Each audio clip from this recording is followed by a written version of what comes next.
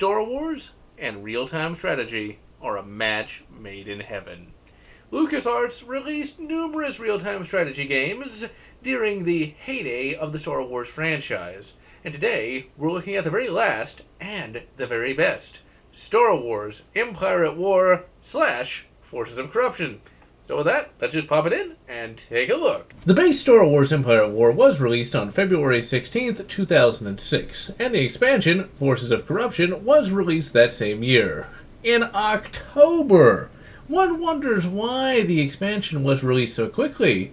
I think old LucasArts decided to take part of the game and release it separately for a couple more sackfuls of credit chips. Greediness aside, this game was not developed by LucasArts.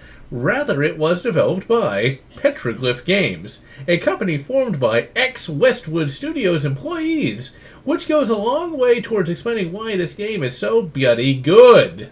I learned of this game by watching the Spike TV Video Game Awards and was rather disappointed by its announcement, as I had been hoping for KOTOR 3 or possibly Battlefront 3. A fever dream indeed. I finally picked up the gold edition of this game in 2007 when I purchased a new Gateway laptop, and it, along with Dawn of War Platinum Edition, was one of my first two modern PC games after my PC gaming hiatus of about 3 years. And it, along with Dawn of War, ensured that I remained a loyal member of the PC gaming master race. Star Wars Empire at War is what I like to call a holy relic. It is a game that has not truly been surpassed, and it's still the best of its type, despite the passage of time. Empire at War is a feature-rich real-time strategy game. You can play on either land or space maps. By far the most popular maps are the space combat ones. Primarily, we will be looking at those. Empire at War is a real-time strategy game that has been pared back to the bare essentials, and all the fat that makes up most of the real-time strategy games has been excised with a bloody lightsaber. Streamlining is not always a bad thing. Real-time strategy games can have a lot of proverbial fat that one must struggle with in order to get to the actual fighting. Often in real-time strategy games, you must construct numerous buildings and manage several resources, all in addition to fighting the enemy. Petroglyph decided to trim the fat and gives the player less piddly crap to worry about. In Empire at War, there is only one resource you must collect: credits, and these do not require a specialized unit to collect. Upgrading and research can often add hours to playtime. Empire simplifies this to the bare essentials, depending on whether you play on land or in space. Land is more complex with many more buildings to be concerned about, but its upgrade path is still straightforward. Space is by far the most efficiently designed game type. In space, you only have to worry about upgrading your space station and asteroid mines, and nothing else. Some maps will have a pirate base you can capture, and from there you can buy some trash units that can help players with little money stay in the game long enough to build some real units. In space, said units consist of numerous types of starfighter and capital ships. Each faction will have more or less the same type of units, but they will differ in terms of details and special abilities. Starfighters are good for attacking other starfighters and for attacking hard points. Each capital ship and starbase will have hard points that can be individually targeted, and if you have a cloud of starfighters, you can shred unsupported ships. Bombers are more effective than starfighters at attacking a capital ship or starbase's hard points, and if used effectively, can mitigate a lack of capital ships. You can, of course, build anti-starfighter ships, and they are quite effective in destroying them, but are weak to even the smallest of capital ship. For each faction, there will be numerous large and small capital ships to construct. They are not the kings of the battlefield, however, as they can be taken down with starfighters rather easily, if unsupported. So a combined arms doctrine is encouraged. Units can be deployed just about anywhere you can see through the fog of war on the map, unless there is a gravity well projector or some sort of obstruction. Ground combat is a little different. You have numerous buildings that construct units, and then you have to have access to a landing pad to bring them in. You have all the logical vehicles and units for your various factions. Where you place your troops on the map will determine their overall durability, and yes, if you find a good location, you can hold out for an unrealistically long time. Both ground and space combat give you access to turrets that you can construct.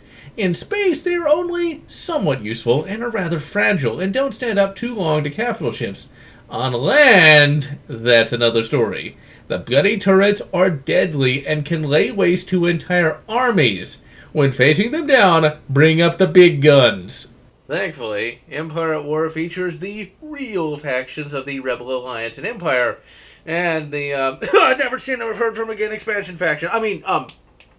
The super awesome, mega amazing Zon Consortium. The different factions will have slightly different vehicles and do things ever so slightly different. Each faction will have its own strengths and weaknesses and can suit just about any playstyle.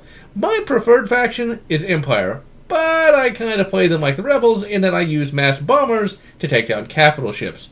The Zon Consortium has really expensive units and upgrades, but will have more powerful units and will drive one mad when one goes up against them.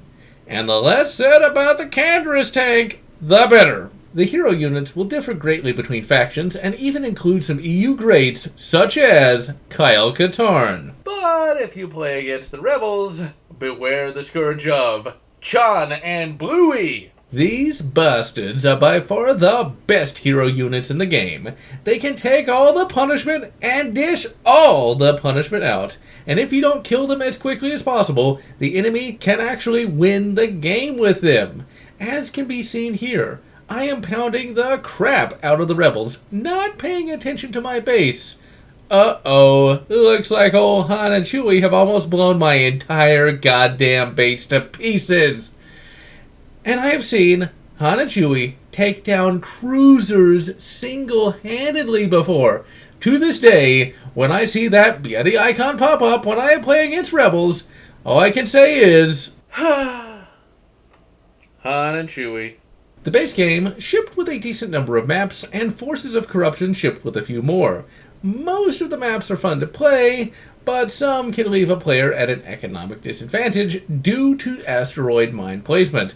This map here is chief among those. There are a grand total of 4 mines on the map, but these 2 are in the upper right hand. Whoever controls these 2 pretty much wins the game. In addition to skirmish battles, you have Galactic Conquest mode, and this is a civilization-styled R4X mode. In the base game, you have numerous starting options, but in FOC, for whatever reason, you have far less. Ultimately, this mode is quite easy to get into as it's logically laid out, and it's quite streamlined compared to its counterparts, and you will find yourself spending countless hours conquering just one more bloody planet. Graphically, the game has aged oh so gracefully. The ships look excellent, if a bit low res. The maps have some good detail as well, if a bit low res.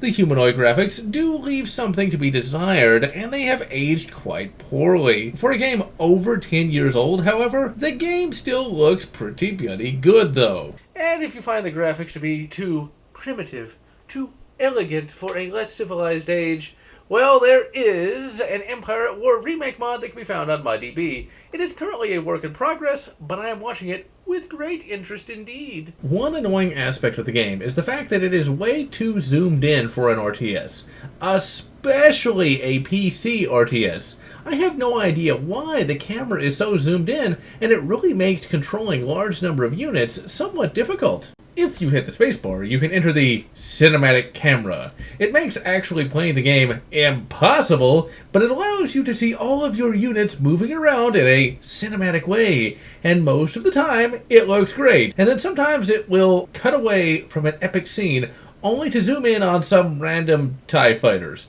I absolutely love this mode, as it is rather useful for making Star Wars machinimas, and I actually have used this in some Star Wars book reviews to illustrate some of the space battles. Music for the game is excellent as always, and there are a few prequel tracks here and there, and they fit in well and are enjoyable to listen to. The game does have voice acting, and it is as memorable as the gameplay. Tartan Cruiser reporting has been permanently burned into my memory. Stephen Blum plays a delightfully campy Imperial, and all the voices are of pretty good quality and are excellent for an RTS. The version of Empire at War that we're looking at here is the Steam version, and this is the version that I recommend, as it is fully patched and online play works perfectly. The game runs well on modern machines and can even be made to run in 2K, although some of the textures do not render properly in that screen resolution. Multiplayer, ladies and gentlemen, is something I do not often discuss, but Empire at War is a major exception. Of all the multiplayer games that I have played, Empire at War is my second favorite, with my first favorite being the R4X Space RTS, Sins of a Solar Empire. Empire at War is a game that is its most fun when played multiplayer. Back around 2010 through 11, I played this game multiplayer every single night until 3 a.m. Like with other players, I only played the space maps in multiplayer, and the space maps are where this game truly shines, as there are few games in general that even have space maps, and there are no other RTS games that can match the sheer fun of the Empire at War space maps. The games are quick to start and require a good tactical acumen to win. I have numerous happy memories from this time, such as the instant where I was losing a game only to call in an entire fleet of pirate base Venators. And sadly, I still lost because pirate base Venators are still crap. But it was cool nonetheless. Multiplayer for Empire at War is still quite popular to this very day, and thanks to this review, I have started getting back into it. Thankfully, setting up a server does not require you to reinvent the internet. Rather, with the Steam version, it's just a few clicks away from being set up. As this is a game from the golden age of gaming, modding was not only available, but encouraged. The modding scene for Empire at War is still going strong all these years later, with numerous mods being created each year. Mods range from simple ship additions to overhauls to entire total conversions. The mod we are looking at here is the Absolute Corruption mod, an oldie but a goodie to say the least. It adds a huge number of EU spacecraft and ground units, and it also tweaks the Galactic Conquest mode a bit, but most importantly, it zooms out the map so you can finally bloody see! The mod also gives the humble Venator its due and allows you to at last construct one that can finally kick some ass. The game also allows you to construct a nerfed missile boat, and thank Yzmir for that nerfing. There was another mod that had one that did way too much damage and led to games being lost in a matter of seconds. The modding scene for Empire at War is another great example of why mods are so important for keeping a game alive. As befitting any true Star Wars game, there is a story, and it is absolutely adequate. Alas, as this was one of the final Star Wars games, there is no imaginative LucasArts logo, but there is an epic title screen that shows space battles whenever you boot up the game. The story held zero interest for me when I got the game, and until this review I had not played it, and that was because it was not set post-Endor. For whatever reason, post-2003, any game not set during the prequel era was set either during or just slightly before the original trilogy, meaning that pretty much the same story was told over and over again. And here the story for the Imps and the Revs is pretty much everything we have already read about in the novels. The missions are fun and well thought out, but the story is just more of the same and thus dull. And then there is the force of corruption known as the Zahn Consortium. This faction has a cool name that is a direct reference to the second creator of Star Wars, Timothy Zahn. But this faction is the most lazily written piece of crap since Bloody Snoke. This criminal faction was never seen before this game, and never seen after this game, but apparently during the Galactic Civil War, it was more or less Mandalore reborn with massive capital ships and galactic-level influence. As befitting a broken faction such as this, they have the most annoying special unit of all. Yes, even more annoying than Blonde and Gluey. The Corruptors can sneak onto a planet and sabotage units and steal credits. When playing against the Consortium in Galactic Conquest mode, actually getting them off a goddamn planet is harder than taking down the bloody Death Star. Moving on, the Timothy Zahn Consortium makes no sense and is the perfect example of bad after-the-fact canon. If the game was set post-Endor, they might work, but as it is, these guys come out of nowhere and disappear just as quickly. I highly recommend checking out Empire at War. It doesn't just stand the test of time. Rather, it still stands as pretty much the only game like it out there, and is still good in its own right without nostalgia goggles. And so, I am GeneralLotz, wishing you good TIE Fighter and good Knights of the Old Republic 1, or whatever makes you happy.